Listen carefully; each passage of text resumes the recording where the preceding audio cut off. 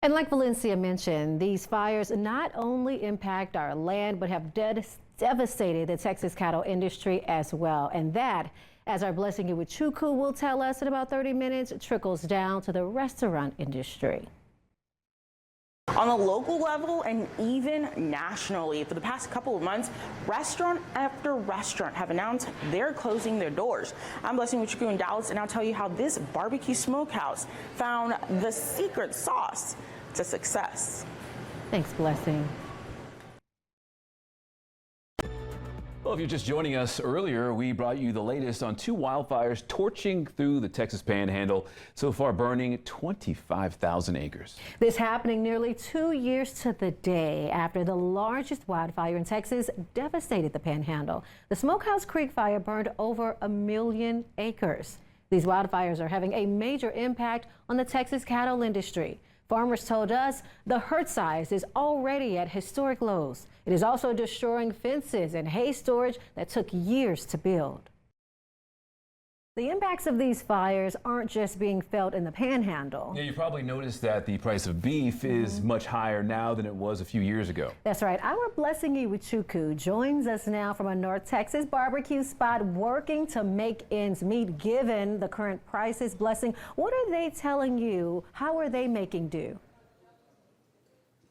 Hey, Dr. Clark and Charles, I am here at Lockhart Smokehouse, and they've been around for the past 15 years. I'm going to give you like a little taste. I don't know if you can get a little whiff of that smell-o-vision. I hope it's on, and if you're a vegan or vegetarian, please turn away from the screen. But even though, you know, they have this delicious product, it hasn't been finger-looking good the past decade for them. I'm here at Lockhart Smokehouse in Dallas. This month actually marks 15 years since the owners opened their doors, and within that period, they've dealt with a mixed bag of issues. Last year, the owner says they experienced a dip in revenue, and they're also dealing with the rising cost of beef prices, which is something the Texas Restaurant Association says it's going to be an issue for the next couple of years. Just some of the finishing touches before Jeff Burgess and his staff start serving up a savory slice of Texas. The kitchen isn't very pretty. He and his wife Jill are the co-owners of Lockhart Smokehouse in Dallas. There's some of all the family history. They ditched their corporate gigs and headed to the kitchen. We own two. It's not just because you can make a good brisket in your backyard and anybody can do barbecue. It's a lot more than that. It's a lot more of pivoting when patrons are pushing for that Texas smoked trinity of brisket, ribs, and sausage. Yeah, and brisket first, this one second. With beef prices where they are, and also with incoming issues like the screw worm that's coming up from Mexico, and that's going to be a challenge for our farmers and ranchers.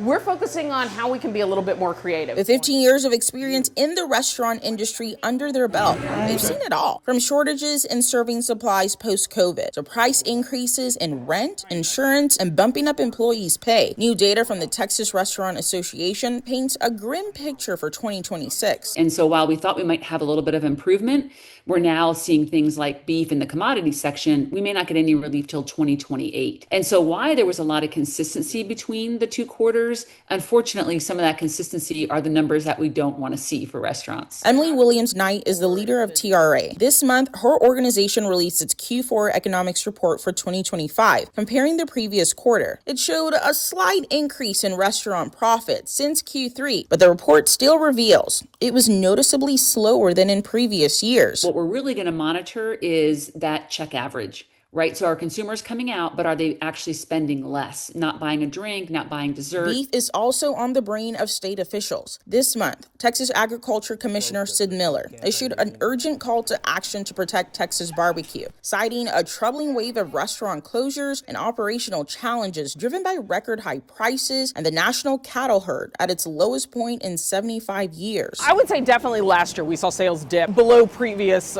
thresholds for us. We're getting by. It's, we're not throwing money out of the ATM machine or anything like that. We're trying to manage the things we can control. And for them, that's serving up that Central Texas flavor in North Texas for decades to come. Those are our briskets in Dallas. Getting ready for service. Blessing You with Chuku, Spectrum News. And we're actually joined here with Jill. Now, in the story, we talked about how Valentine's Day was a big boon for people and holidays are really good. Now, Jill, you've been in the business for more than a decade now. How was Valentine's Day for you this year, the Valentine's Day weekend, compared to last year? The rain on Saturday dampened it a little bit, but Friday and Sunday were great. And it's a big difference. And also, I was talking to Jill. She was saying how the next holiday that they're looking forward to, Valentine's Day, was what the Texas Restaurant Association, they were talking about would be a boom. But the next holiday is not an official holiday, but it really brings the traffic. Talk to me a little bit about that holiday. Spring break is always great in the DFW area. There's so much fun stuff to do, and people like to come when they're in Texas. And especially with the World Cup coming up this summer, just a few short months coming up here in North Texas and also in Houston, the Texas Restaurant Association is also hoping that will bring in a lot of traffic to restaurants like this. All right, back to you, Dr. Clark and Charles.